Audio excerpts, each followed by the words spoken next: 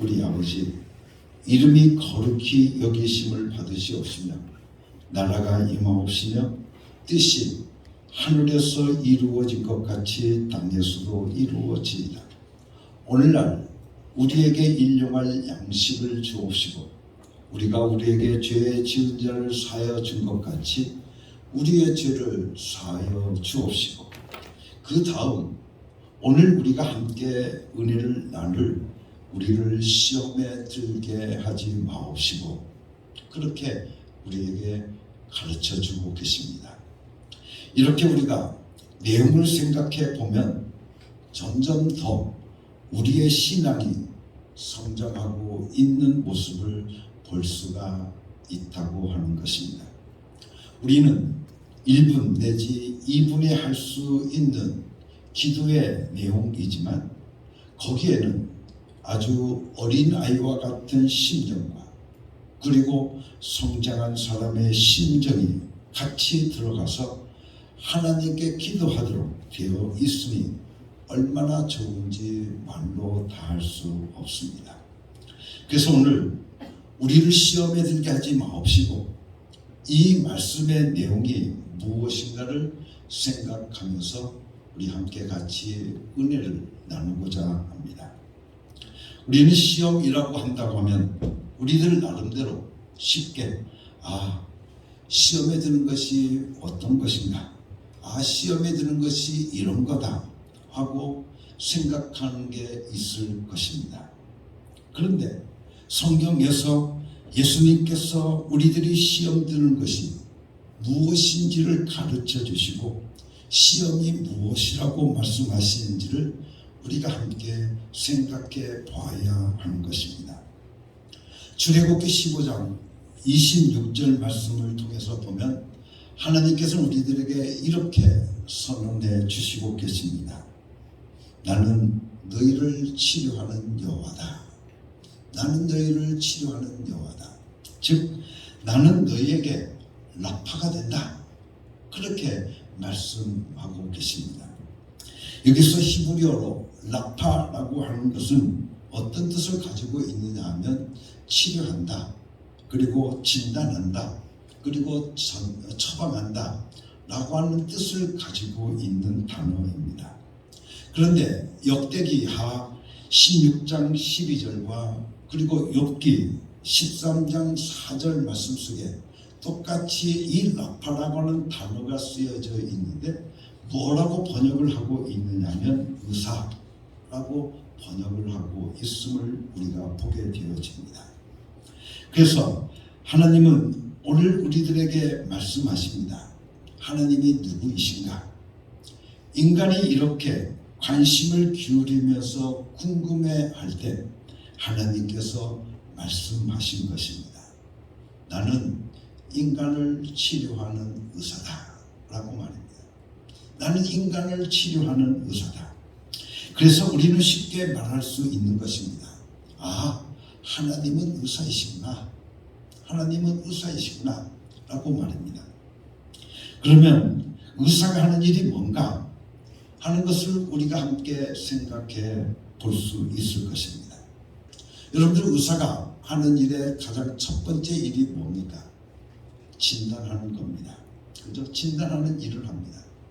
그리고 두 번째 하는 것은 진단했으면 거기에 따른 처방을 내려서 치료하는 일을 하는 것이 바로 의사의 하는 일입니다. 그러므로 하나님께서 나는 의사다 라고 이렇게 말씀하신 것은 인간을 진단하시고 인간을 치료하시겠다고 말씀하시는 것과 똑같다고 하는 것입니다. 그래서 하나님은 인간을 진단하시는 분이시며 또 그 진단한 결과를 놓고 인간에게 처방을 내려서 치료하시는 분이라고 말씀하고 계시는 것입니다. 누군가 성경이 무엇인지를 물어본다고 한다면 즉 성경 66권 속에 어떤 말씀이 쓰여 있느냐라고 묻게 되어진다고 한다면 우리는 그 성경 속에 재미있는 옛날 이야기와 같은 것도 쓰여져 있고 또 어떤 것은 치료한 제사법 같은 것이 쓰여져 있고, 그리고 어떤 것은 이런 말 저런 말 시적인 같은 것, 그리고 법조문 같은 것이 쓰여져 있습니다. 그런데 이 두꺼운 성경 말씀 속에서 무엇이라고, 무슨 말씀이 쓰여 있느냐라고 물을 때 우리는 쉽게 대답할 수가 있습니다. 그것은 바로 하나님께서 이 책에서 인간을 진단하시고 그 진단하신 결과에 따라 인간을 치료하시고자 하는 처방하신 내용들을 말씀하고 계십니다 라고 말입니다. 이렇게 대답할 수 있다는 것입니다. 그래서 성경에 무엇이 쓰여 있느냐라고 물어보면 하나님은 의사이신데 의사이신 하나님께서 인간을 진단해 보니 이러한 병명이 나왔다는 것입니다. 그래서 하나님께서 병든 인간을 치료하겠다 하고 이렇게 써놓은 처방전이 바로 뭐예요? 바로 성경이다 라고 말씀을 드릴 수 있습니다. 그 성경을 읽어서 하나님의 진단 결과와 그리고 처방을 깨닫기만 한다고 하면 인류는 모두 다 살 수 있다 라고 이렇게 쉽게 답변할 수 있다고 하는 것입니다. 그런데 하나님께서 이 성경을 통해서 하나님께서 인간을 진단했으니 하나님께서 의사로서 인간을 철저하게 진단한 결과 인간 진단의 결과가 어떻게 나왔는가 하면 인간은 죽을 병에 걸렸다라는 것입니다. 인간은 죽을 병에 걸렸다는 것입니다. 아주 간단하게 나왔습니다. 물론 그 표현은 다양하게 말씀하고 있습니다. 멸망하게 되었다, 그리고 저주받게 되었다, 형벌을 받게 되었다, 죽게 되어 있다, 이렇게 말씀하셨지만 한마디로 우리가 말한다고 한다면 인간은 죽을 병에 걸렸다라고 하는 것입니다. 우리 인간이 아주 우리가 멋있게 살 수 있겠습니다. 이제는 우리가 멋있게 살 수 있지 않습니까? 라고 하는데 의사이신 하나님께서 진단을 보고서는 한 명도 빠지지 않고 전부 다 죽게 생겼다. 이렇게 진단이 나왔다고 하는 것입니다. 우리가 인간의 의사, 우리가 병원에 가면 의사로부터 죽게 되었다고 하는 말을 들으면 우리는 바로 방문하지 않습니까? 아니 왜 제가 죽게 생겼습니까? 아침도 먹고 점심도 먹고 운동도 열심히 하고 그러는데 왜 내가 죽게 생겼습니까? 라고 말합니다. 그러면 의사가 뭐라고 합니까? 운동 열심히 하고 또한 식사도 잘 드셨는지도 모르지만 당신은 진단한 결과 암에 걸려서 죽게 되었습니다 라고 말을 합니다. 그것처럼 하나님께서 인간에게 이렇게 말씀하셨습니다. 모든 인간은 죄 때문에 죽게 되었다. 모든 인간은 죄 때문에 멸망하게 되었다. 한 인간도 죄로부터 벗어나 스스로 살 수 있는 인간은 하나도 없다. 의사인 내가 내린 진단이다라고 말씀하고 계시는 겁니다. 이렇게 진단하신 하나님께서 그 병명에 맞는 처방을 내리셨는데 그 처방이 뭐냐? 죽을 병에 걸려 있는 인간을 향해서 처방전을 내리셨는데 그 처방이 뭐냐? 바로 예수 그리스도라는 겁니다. 예수 그리스도라고 하는 하나님의 독생자를 인류에게 처방을 내려주셨다고 하는 것입니다. 우리가 일반적으로 의사가 암이라고 하는 진단을 내리면 환자는 질문을 합니다. 그러면 어떻게 해야 됩니까? 어떻게 하면 내가 살 수 있습니까? 어떻게 하면 고칠 수 있습니까? 라고 말입니다. 그러면 의사는 그 환자에게 이야기를 합니다. 처방이 하나 있는데 그대로 따라주시면 살 수 있습니다 라고 말합니다. 이렇듯이 의사의 진단에 대해서 환자가 따라와야 살 길이 열리는 것입니다. 그렇지 않습니까? 그래야 열리는 것입니다. 그런데 하나님께서 분명히 진단하시고 그리고 처방까지 해 주셨는데도 인간들은 이렇게 말을 합니다. 우리가 무슨 죽을 병에 걸렸다는 것입니까? 우리가 무슨 죽을 병에 걸렸습니까? 우리는 죽을 병에 걸리지 않았습니다. 그런가 하면 과학자는 이렇게 말합니다. 문명이 이렇게 발달했는데 인간이 왜 죽게 생겼더라고? 하나님은 자꾸 그러시니까 라고 말합니다. 그리고 경제학자는 빵 문제가 점점 해결되어서 이제 굶은 사람도 줄어들고 그래서 빵의 문제가 해결되었는데 왜 인간이 죽게 생겼냐고 묻습니다. 또한 교육자는 교육자대로 모든 사람들에게 교육에 대해서 균등한 기회가 주어지고 교육의 그 방법과 이론이 이제는 극대화되어져 가서 있는 이때 왜 죽는다고 말하는 거냐라고 말을 하는 겁니다. 여러분들 의사들도 그렇습니다. 이제 곧 있으면 암도 정복할 수 있는데 왜 인간의 앞길이 절망이라고 말씀하느냐라고 말입니다. 그러나 하나님은 말씀하십니다. 나는 의사다.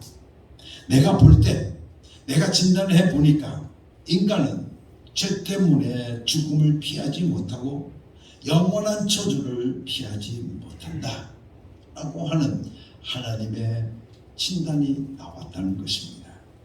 이것은 하나님이신 의사이신 하나님이 내리신 진단이기 때문에 우리가 그 진단을 신뢰하고 따라오는 사람은 살 길이 있지만 하나님의 이야기를 하나님의 그 말씀을 귀에 기울이지 않으면 그땐 죽음과 멸망이 기다리고 있다고 선언을 내리시는 것입니다.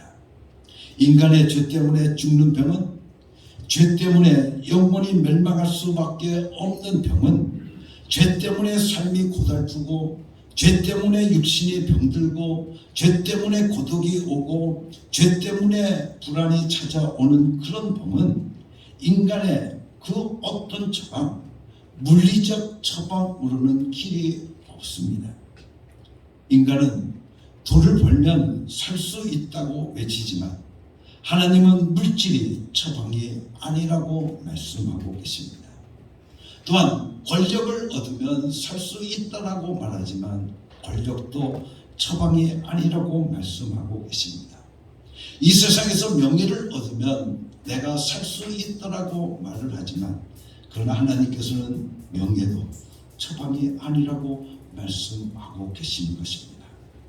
인간의 죄의 심각성은 각자가 병이 들었는지 모르는 채 살아가고 있는 인간의 죄악의 심각성은 오직 하나님의 독생자 예수 그리스도의 피만이 치료약이 된다고 말씀하고 계시는 것입니다.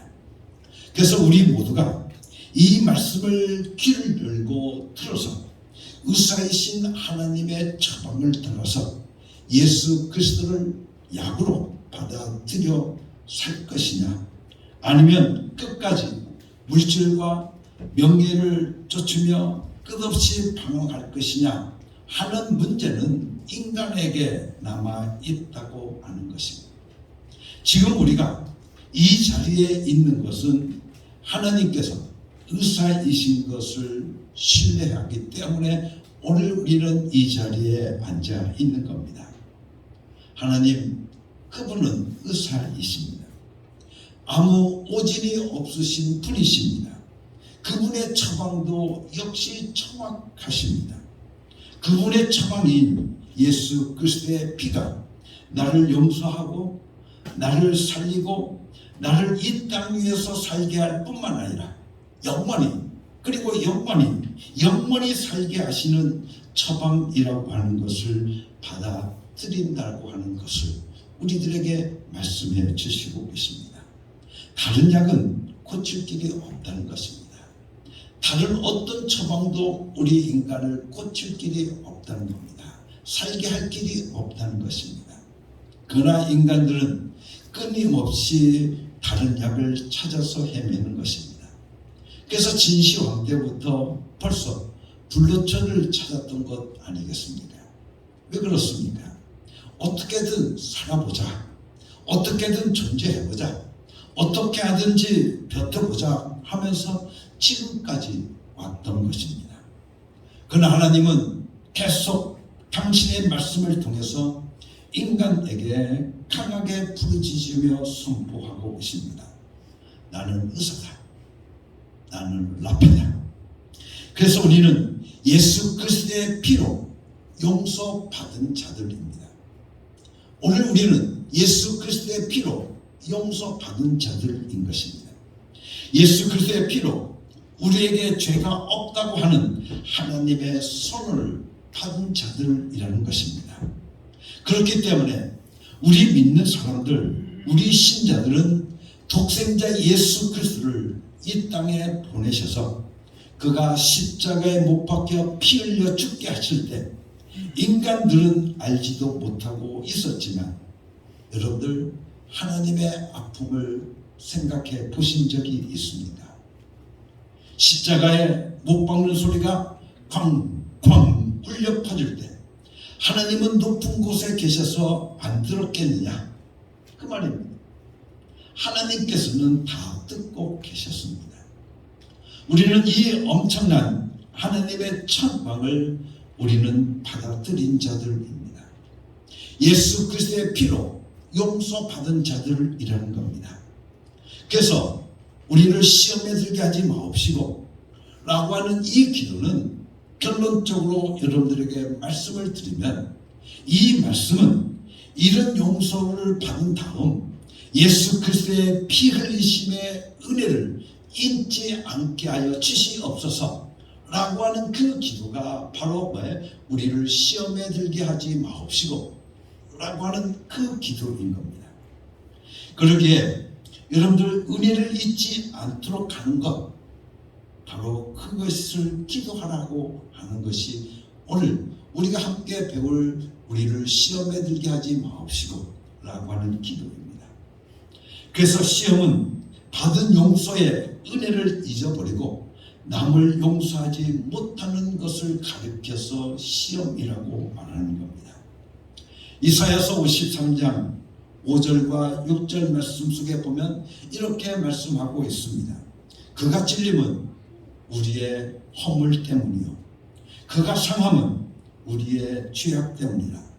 그가 징계를 받음으로 우리는 평화를 누리고 그가 채찍의 마음으로 맞음으로 우리가 나음을 입었도다.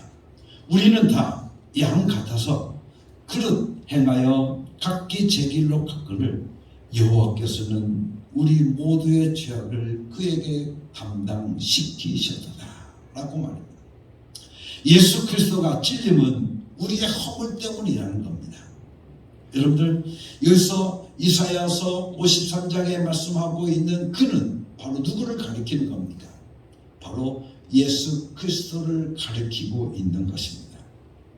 이 은혜를 받은 우리가 배은망덕하지 않게 하여 주시옵소서 하는 그 기도가 바로 우리를 시험에 들게 하지 마옵시고 라고 하는 그 기도라는 것입니다. 은혜를 배은망덕하지 않게 하시고 이 기도의 높은 수준을 우리는 생각해 봐야 하는 것입니다. 사람과 사람 간에 주고받는 은혜도 어떠한 감사도 우리가 배은망덕하면 어떻습니까? 짐승만도 못하다라고 얘기를 합니다. 그런데 하물며 우리를 창조하신 하나님, 전지전능하신 하나님이 처방으로 여러분들 그 어떤 것으로 되지 않으시기 때문에 당신의 독생자를 이 땅에 보내셔서 몹쓸 바가 피 흘리게 해 놓으시고 그 은혜로 우리를 다 용서받도록 해 놓으시고 그런 하나님께서 우리에게 이렇게 기도하라고 말씀하고 계시는 겁니다.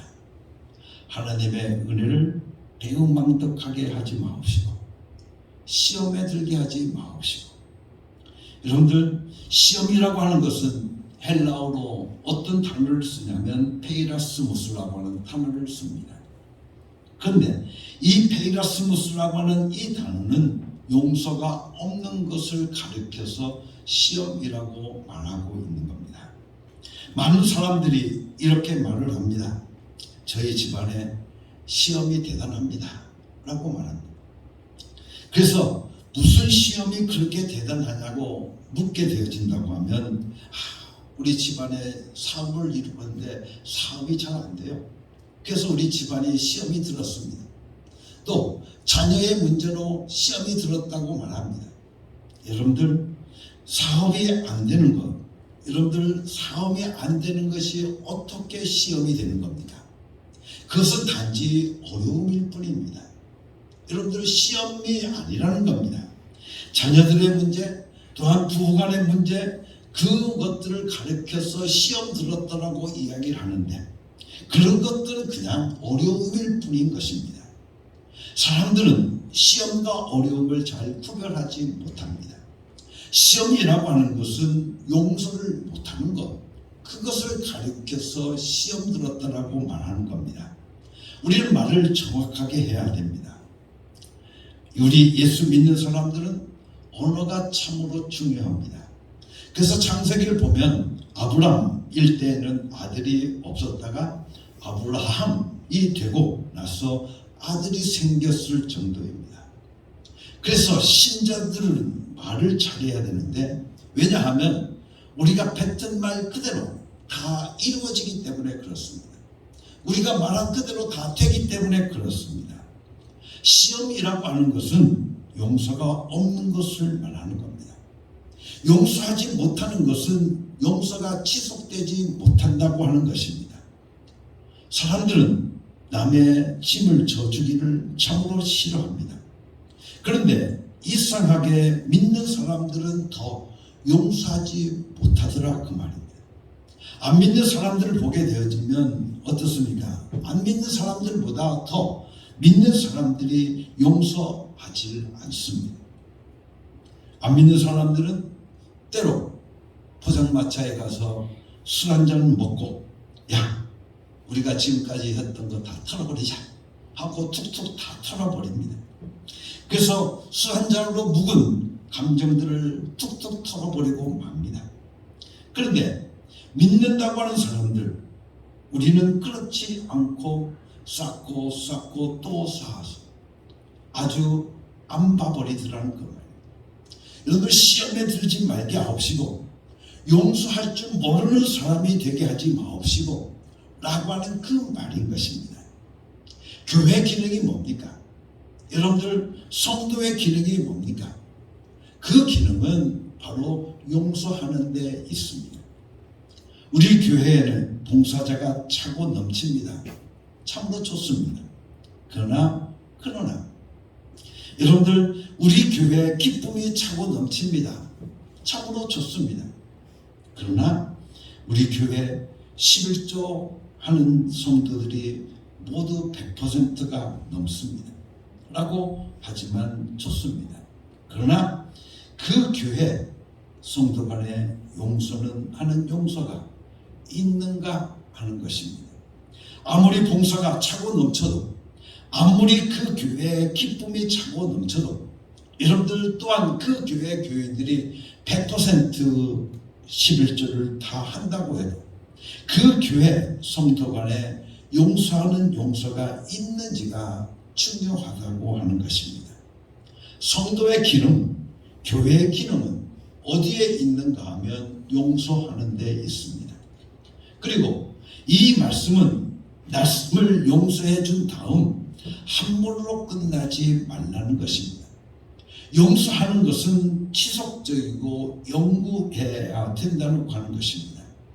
그래서 시험이라고 하는 이 페이라스무스라고 하는 뜻에 다른 뜻을 가지고 있는 것은 어떤 뜻을 가지고 있느냐면 속아서 중요한 것 하나를 잊어버리다 라고 하는 뜻을 가지고 있습니다. 깜빡 잊어버렸다는 것입니다. 여러분들 마태복음 18장의 말씀을 보면 1만 달란트를 빚진 자가 나옵니다. 임금에게 1만 달란트 빚을 져서 갚을 길이 없는 것을 보자 임금이 그 사람의 빚을 다 탕감해 줍니다.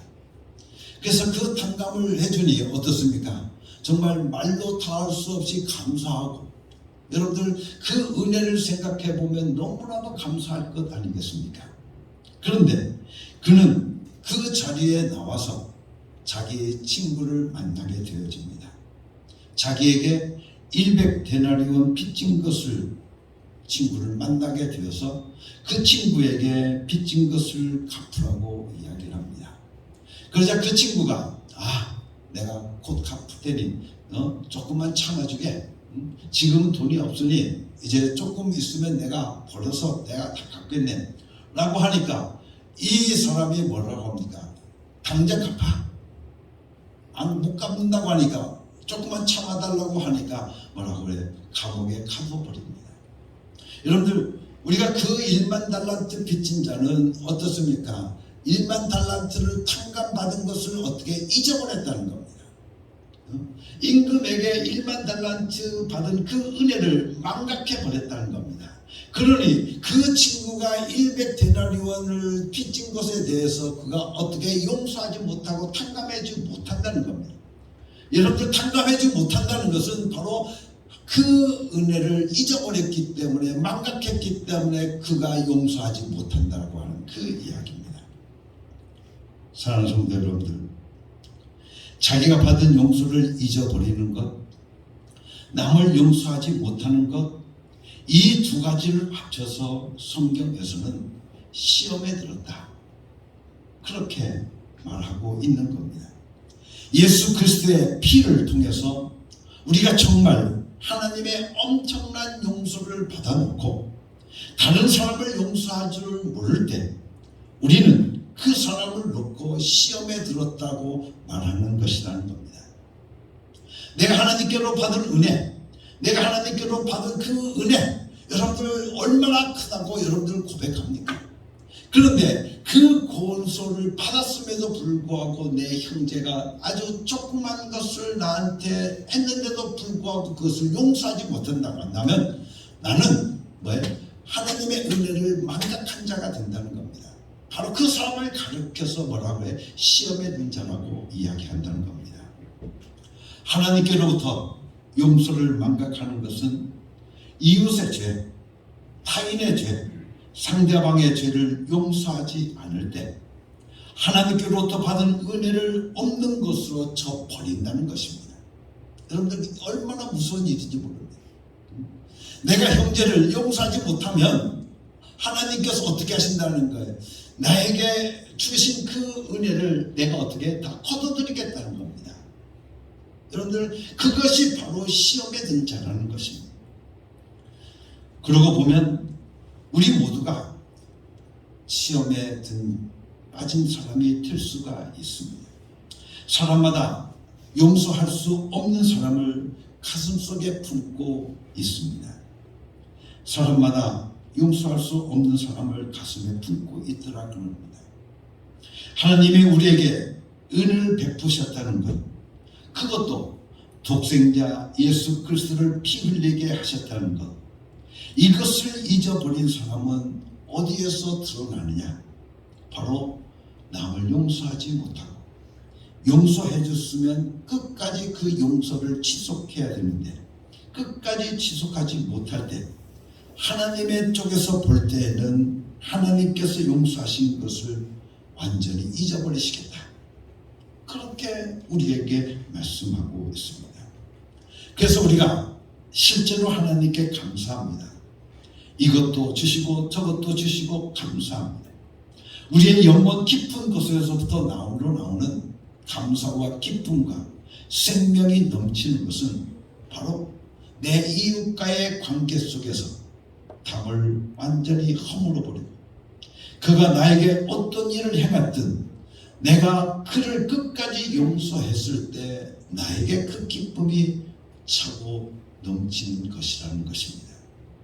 하나님 아버지 감사합니다. 이것도 주시고 저것도 주시니 감사합니다. 여러분들 기쁨이 넘치는 것입니다. 그래서 우리는 이렇게 기도하는 겁니다.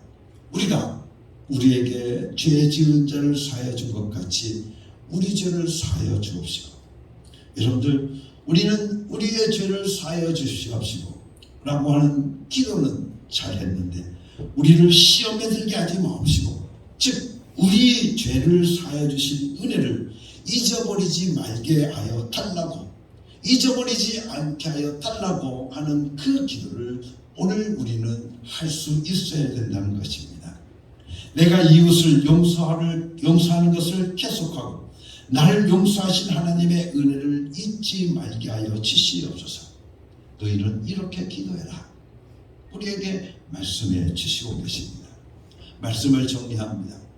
여러분들 시험에 들지 말게 해달라고 하는 것은 바로 무엇을 우리들에게 말씀해 주시고 계시냐면 하나님의 은혜를 잊지 말라는 겁니다. 하나님의 은혜를 잊지 말라는 거예요. 그래서 내가 하나님께로부터 받은 은혜가 여러분들 크다라고 오늘 우리가 고백하고 있다고 한다면 오늘 우리는 그 하나님의 받은 용서를, 하나님의 그 받은 은혜를 오늘 우리 이웃 형제들에게 나누어 주라는 겁니다. 행하라는 겁니다. 그것이 바로 오늘 우리들로 하여금 시험에 들지 않는 그런 삶이 되어진다고 우리에게 말씀하고 계십니다. 내가 만약 시험에 들었다고 한다면, 여러분들 내가 형제로 말미암아 내가 시험이 들었다고 한다면 그것은 바로 하나님의 은혜를 내가 잊어버렸다는 겁니다. 여러분들 하나님의 은혜를 망각하고 살아서는 안 될 겁니다. 하나님의 은혜를 우리는 결코 잊어서는 안 되는 겁니다. 그래서 우리는 시험에 들게 하지 마옵시고 라고 하는 이 기도를 오늘 우리는 하나님의 은혜를 잊지 않고 살겠습니다. 내 삶 속에서 하나님의 은혜, 그 은혜를 내가 정말 내 이웃에게 내가 전하고 내 이웃에게 그 은혜를 나누어 주고 살아갈 수 있는 삶을 내가 살겠습니다 라고 하는 그 기도가 바로 시험에 들게 하지 마옵시고 라고 하는 이 기도라는 것을 오늘 우리는 다시 한번 잊지 말아야 될 겁니다. 우리 어흥교회 모든 성도들 결코 하나님의 은혜를 잊어서는 안 될 줄 믿습니다. 하나님이 우리에게 베풀으신 그 은혜, 오늘 우리는 결코 잊어서는 안 됩니다. 결코 망각해서는 안 됩니다. 그래서 오늘 우리가 하나님의 은혜를 망각하게 되어질 때 오늘 우리는 시험에 들 수밖에 없다고 하는 것을 다시 한번 깨닫고, 하나님 아버지 나로 하여금 하나님의 은혜를 잊지 않게 하여 주시옵소서. 예수 그리스도의 그 은혜, 예수 그리스도의 그 사랑 오늘 우리들로 하여금 결코 잊지 않고 살겠습니다 라고 하는 결단이 오늘 우리 어흥교회 모든 성도들에게 이루어지기를 예수님의 이름으로 간절히 축원합니다. 하나님께로 받은 은혜 너무나도 큽니다. 하나님께로 받은 은혜, 우리는 정말 하늘을 두루마리 삼고 여러분들 바다를 몸을 삼아도 다 기록할 수가 없다라고 우리는 찬양을 합니다. 하나님께 받은 은혜가 우리에게 너무나도 크기 때문에 그렇습니다. 그러니 오늘 우리는 그 은혜, 그 크신 은혜 결코 잊지 않고 살겠습니다. 여러분들 결코 잊지 않고 살아갈 수 있는 믿음의 삶들로 여러분들 가운데 이루어지기를 예수님의 이름으로 간절히 축원합니다. 같이 기도하겠습니다. 하나님 아버지 감사합니다. 오늘도 우리에게 귀한 말씀 주셔서 시험에 들게 하지 마옵시고 하나님의 은혜를 결코 잊지 않고 살겠다고 결단하는 사랑하는 어흥교회 모든 성도들 위해 함께하여 주시옵소서. 아버지 하나님, 하나님의 은혜를 잊지 않고 살겠습니다. 하나님의 은혜가 나에게 너무나도 큽니다. 그 은혜 잊지 않고 살겠습니다. 결단하는 사랑하는 어흥교회 성도들 되게 하여 주시옵소서. 예수 그리스도의 이름으로 감사하며 기도드렸사옵나이다. 아멘.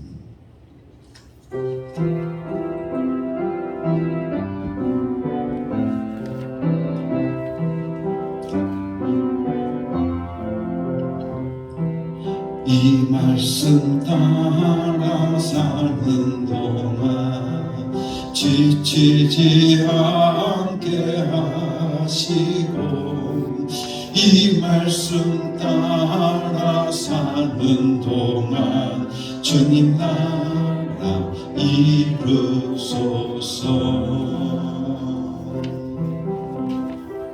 사랑하는 성도 여러분, 이제 하나님의 명령대로 여러분의 삶의 자리로 나아가십시오. 예수 이름을 부르며 예수 이름의 권세와 예수 이름의 능력을 경험하고 체험하며 살아가는 여러분이 되시기를 바랍니다.